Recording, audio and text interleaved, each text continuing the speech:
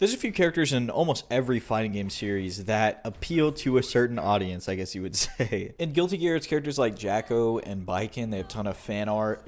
Casual players even know them. I have friends who play League of Legends who bring up the Jacko pose because it trends on Twitter, which is honestly not a bad thing. In the grand scheme of things, more eyes on Guilty Gear than there were before is a good thing. Just, I don't know if that's the crowd you want to attract. In KOF, I think it's Angel. She is a very hard character to play. She has that Unchained stuff, but people love her design, right? She's got the assless chap. She's got everything going on. KOF is kind of a little bit different though, because there are a lot of waifu characters in that game that people do play. It's just Angel doesn't get played because she's so hard, so it makes her kind of stick out, I think. But in Street Fighter, at least this current version, I think unanimously when you think of a character that people love to watch be played at a high level but nobody actually plays, is Jury. And I can't really tell if it's because all of these characters have some weird gimmick that makes them difficult or makes them weird. Like Jacko, for example, is one of the weirdest characters I've ever tried to play or even watch play or play against. Nothing feels intuitive on her. She's kind of this weird mix between like a puppet character but also an object character, and it just doesn't feel right to me.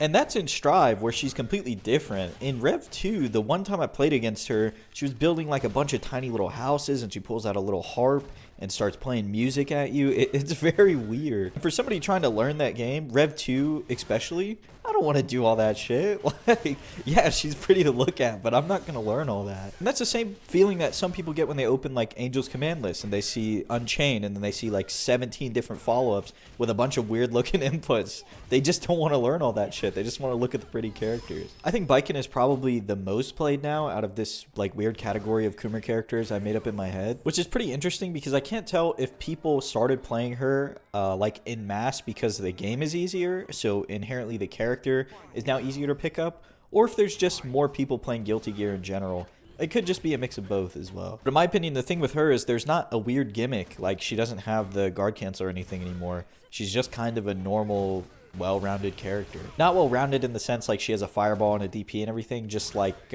it's not as hard to pick her up and play as it is somebody like Jacko, where you're like throwing minions and kicking them around and shit. It's just a weird trend that these type of characters always have some weird gimmick to them, or like some weird unique mechanic. Like Jury's, for example, is her store mechanic. In Street Fighter 4, it was negative edge, I think. It's like you held the button down and then you released it. In Street Fighter 5, you just store it. Like, you do the motion and then you see the little store bar at the bottom, which makes it a little bit harder, I think, for some people to keep up with the resources that they have, because of course the combos change based on what you have stored, and some buttons you get more damage off of if you have certain things stored. Also, your jump-ins can change, but there's certain combos you can do to where it doesn't really matter what you have stored and what you don't have stored, especially when you jump in. If you do like jump in, heavy kick, and then you do her target combo and do the light punch release, if the fireball comes out, then you do like an EX flip kick.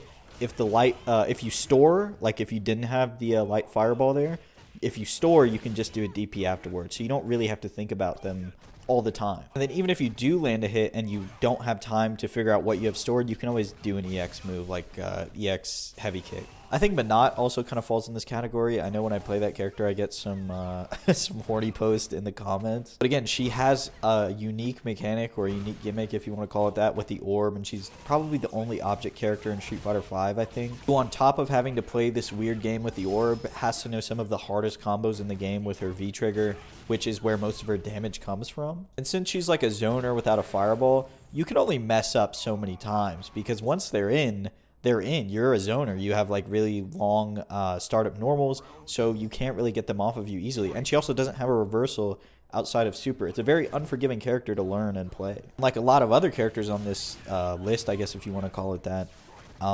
sometimes it's just not worth the effort. Especially when characters like Poison, for example, do what you do, but better and for more damage and have better tools. And that's ultimately why you don't see some of these characters at the highest level, is if you are a competitive player whose livelihood relies on placing well or, you know, doing well in tournaments to make content out of it. It doesn't make any real sense to play anything but, you know, S tier characters. Outside of the fact that you just really like the character. Infiltration, for example, plays Jury at a very high level. He's won majors playing her. I think even won an Evo playing her. Or at least came close. My memory's kind of failing me. But that's kind of his thing. That's kind of the characters that he picks. He picks them based on design. Like when he opened Granblue, he just looked for the most like sexualized character.